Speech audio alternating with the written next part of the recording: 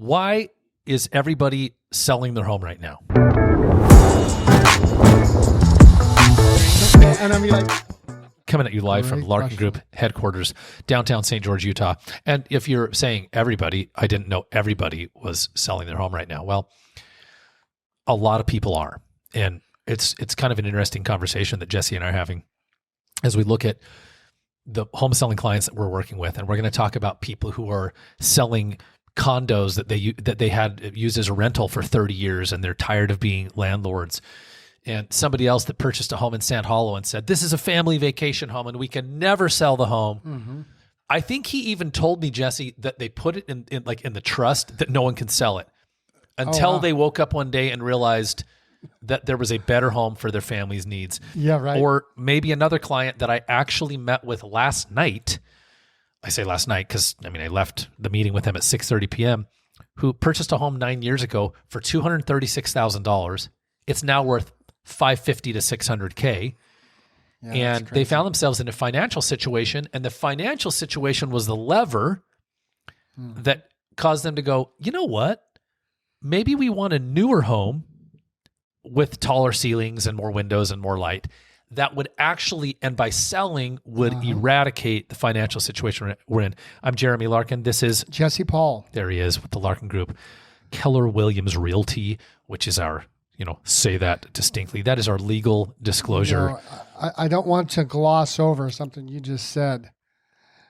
Bought it for $236,000 9 years ago. Literally doubled, more than doubled in that 9 years. Yeah. To $550 to $600. Yeah. Wow. They actually had an appraisal last year. It was funny. He couldn't even remember why he got the appraisal. It was probably an insurance thing. Uniform appraisal, standard current appraisal last year, it was $550. Mm-hmm. And we'll talk about the money that they put into it and why they put the money into it. And we're, there are just so many reasons. And one of the things that happens is we watch the listing volume. Listing volume is defined as what, Jesse? Meaning the amount of homes for sale on the market any given time. Yeah. Well, listing volume. Listing is a number of homes that are what? That are going where? Listing volume. Being sold. They're being put on the market. So right now, for instance, right now in the Washington County area, there's 1,462 homes or townhomes or condos or trailers for sale right now. How many? 1,462 in Washington County. Mm-hmm. Sure. So, 1,462 homeowners have their property on the market. On the market. Right?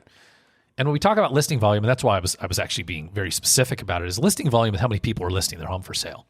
Yep. And then you've got, in the last week, 141 new homes hit the market. Mm-hmm. Yeah. New listings. And it's interesting, Jesse. I'm looking right now, speaking of the devil, Keeping Current Matters, where we pull a lot of data from. Do you want to know how accurate Keeping Current Matters is? It's interesting. So Keeping Current Matters is telling me 1476 as of December. And so it's interesting. I want to paint a picture. If you're asking, Jeremy opened the show by asking, why is everyone putting their home up for sale right now? Well, it is not everybody, right? But there is strong listing volume, and here's how I can prove that. In December of 2023, there were 1,187 homes for sale on the Washington County MLS. Mm-hmm. By October 2024, it was 1,600. We settled the year at 1,476.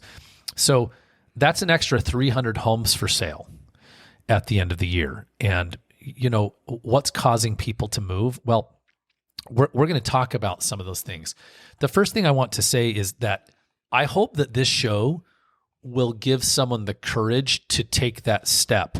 And I'm going to talk about a very interesting situation that I'm personally tied to before the show is out today, where I was able to almost look, literally peer into, like a snow globe, a situation and understand exactly why we say, I want to move. I need a bigger home. Mm-hmm. I need a smaller home. I need a home with less maintenance. I need to downsize. My client, Beth, she's fantastic. We'll be putting her home on the market tomorrow. Had a home purchased a home, Jesse, in 2002. Mm-hmm. And she and her husband bought this home. 2002 is 23 years ago. A long time ago. And he passed 4 or 5 years ago. I hope I have it correct. And she hung on to this home. And she hung onto this home like so many of our downsizers and our empty nested clients do. I think it was this feeling of like, well, because she moved in with her adult daughter, there was this feeling two-pronged that maybe she would move back. Right. And then I think there's always this anchor to someone we lost, right? Yes. Well, suddenly, Jesse, she wakes up and says, this is crazy. I've held on to this home for 4 or 5 years. It's empty.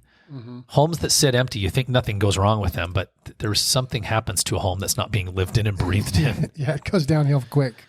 And so she makes this decision, and there is this gap between what we want. What does she want? She wants to be free of the maintenance. She wants to be free of the cost. Yep.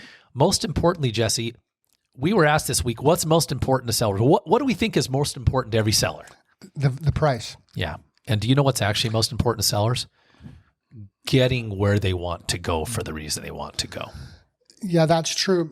But I would argue that a lot of times the price gets in the way. Sure. Right? Because especially for a seller that's going somewhere, a lot of times they'll look at where they're going, make a decision, okay, this is how much money I need, and then apply that to their home. Naturally. And that's backwards, right? Because where the current buyer don't really care how much it's going to cost you to move. Yeah. Well, So it can sometimes get convoluted. Yeah. In there. Well, because naturally the seller says, if I sell my house for X and the next home I'm buying costs Y. Yep. And this is the dialogue we were in last night. And with this client that I'll share momentarily. But, there's this gap, Jesse, between what we want. I don't want to deal with this home anymore. I don't want to think about this home anymore. There's so many memories tied to it. I'm holding on to this dream. And what happens is, this is why we often stay in situations that are uncomfortable, because they are comfortably uncomfortable. Because the hassle, it's what we're used to. Yeah. Because this is kind of fun, Jesse. Let's talk about what happened for her. We've had multiple meetings. We're meeting again at 4:00 today. She had to make the decision to do it. I walked through the home. We had them move all of the belongings out of, kill that thing, would you? It's driving me crazy. Can you put that on Do Not Disturb? His phone's buzzing on the couch. This is like having a baby's rattle in here. Okay. There we go. So we had them move all the things out of the home. Worked with our friends over at Big Ben's Moving. They move everything out. I go in with my handyman, Henry Porter. We come up with a very, very specific and explicit, not that kind of explicit, checklist about exactly what can be done within a very, very small budget that will make a difference in the sale. Okay, yeah. He wraps that whole thing up. It takes him about a week. He's in there. He's touching up. He's nipping and tucking and fixing where there had been damage. And then we bring in a professional cleaner, and they do a deep clean. And then after they left, we brought in a fantastic carpet cleaner, and he left. These are a lot of steps. Yeah. Okay. Now, the cool part is that I actually orchestrated all of them for her. However, can you see, Jesse, why we say we want a thing, but the reality is when we start to look at the steps that it's overwhelming. So what do? We choose the discomfort. So I want to give sellers permission this year. If you're on the edge and you wonder, is the market any good? Are people buying homes? Can I do this? I want to give you the permission to move if that's what you want to do. Yeah. If it's time, that's right. Jesse, let's talk about a couple of other scenarios then. Fair? Yep. You and I talked this morning a little bit about Ken and Susie, some folks I met with last night. And they purchased this home. What did we say they bought the home for? $236,000. Yeah. So they in about 9 years ago. 9 years ago. Well, over that time, they put about $100,000 into it. It's over near Snow Canyon High School, and they love this home. And when I went in, there was a lot of pride of ownership, both in what they said and in the cleanliness. Right. Well, they took out the dreaded, because it can be dreaded. What kind of loan that a lot of people end up hating themselves for? HELOC. The home equity line of credit. At the time, let's say, for instance, 2.5 years ago, it was a good idea at 3-4%. Well, and we weren't 3 or 4. It was probably 6 or 7%. Okay, yeah. It was never 3 or 4. But now that same HELOC can get pretty pricey. Yeah. 11. They're 11%. Yeah. So they borrowed money at 11% and they did a bunch of renovations. Well, what happens is they have a prevailing mortgage at 2.75%. Who wants to get out of that? No one. Yeah, very few. But they've borrowed a chunk of money, and I think it was 120 at 11%. Whatever the number was, I actually could just reverse engineer it. Their monthly payment is $1,100 a month on the additional money. So they said, that's okay, interest only. yes, and here's the problem.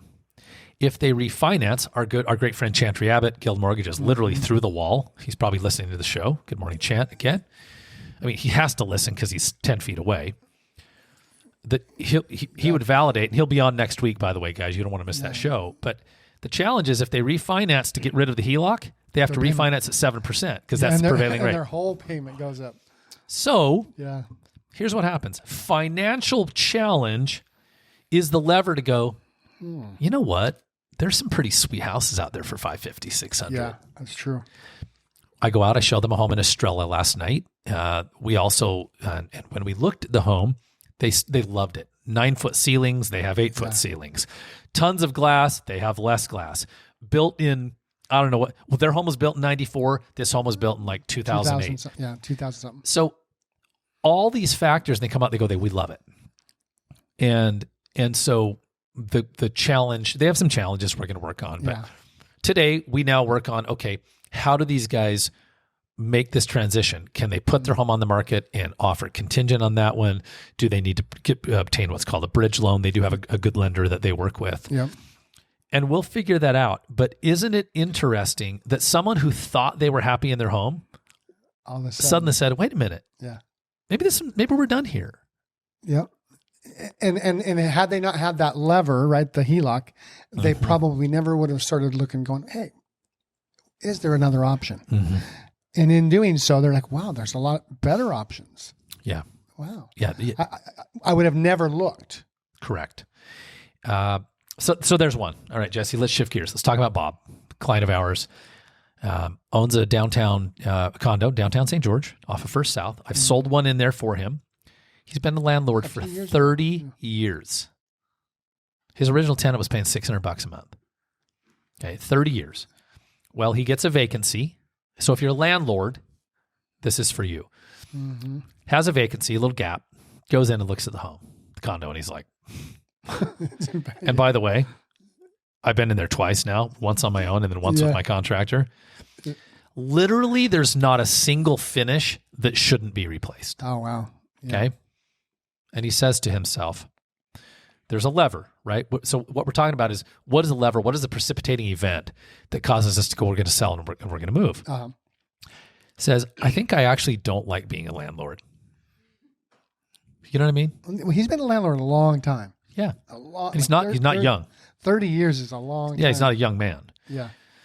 So I brought in. It wasn't just this one. He's had several. Yeah, he's had several. So I've got a great contractor I brought in, and he is bidding the entire thing. We're talking about throwing out, and here's the mindset. My prediction is if Bob will put 25 grand in, it's a big number, right? Yep. If he'll put 25 grand in, I think it's going to sell for 50 more than it would today. And here's why. Okay. If he puts this 2-bedroom, 2-bathroom, 1,000 square foot condo on the market today as a fixer upper, it's $240. It's $250. Okay. If he puts 25K in, it's $300. Okay. So, we're trying to guide him through this process. And, and I said, look, he said, do I really have to repair it? I said, you don't have to do anything. However, if you put it on as a fixer upper, that's what it is.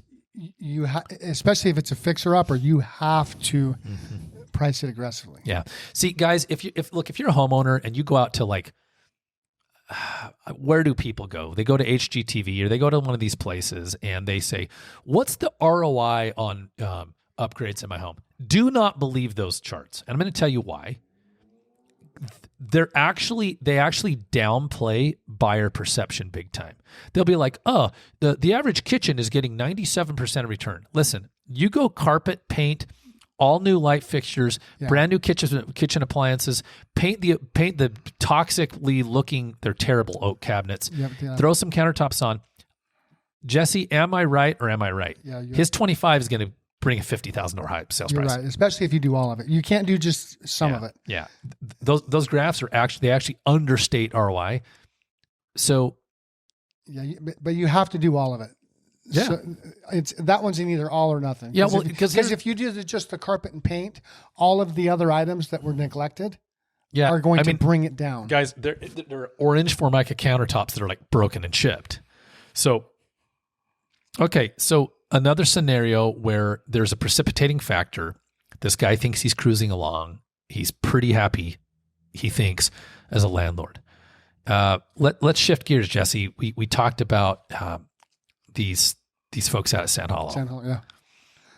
Cruising along, they buy a vacation home 15 years ago, 3 bedrooms, 2 baths, 2,000 square feet, Sand Hollow. After he called me and said, by the way, I've got this home and I saw your 4985 Boulder View. We have a home in Sand Hollow for 4,800 square feet. That's 925. Okay. Well, there's an economy of scale here. It's so big in Sand Hollow, it's abnormally large that it's going for a little less per square foot. Yeah. And he says to his family, no one can sell this except, wait a minute, we could move from 2,000 square feet, it's like a half mile in the subdivision, to 4,800 feet, a single level with 3 bedrooms, to a main level and a lower level with 6 bedrooms. Yeah, pretty much 2 living spaces almost. 2 living spaces. Yeah. And so suddenly, never say never. Yeah. And so we have this dialogue, and he's realizing that, and what's funny is he said, can you look at the home? So I was already out and about, and I said, yeah, I'll look at the home. This is Tuesday. Yeah, the other day. I look at the home. There are like extra beds shoved everywhere.